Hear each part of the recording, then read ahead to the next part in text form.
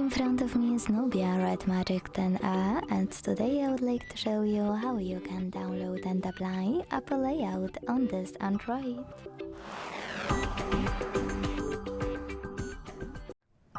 Begin by opening Play Store and downloading free app called LaunchOS from Launcher Studio. When it's ready, go into Devices settings. In them, scroll down a tiny bit to hit Apps. Choose Default Apps and tap on Home app. Now hit Launcher Pro to apply it. Choose Allow All in the pop-up and wait.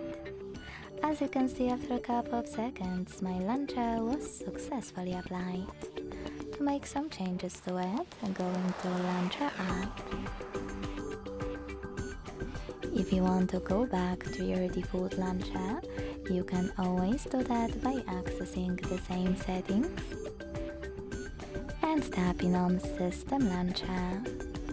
Thanks so much for watching. If you enjoyed this video, leave a like, comment and subscribe.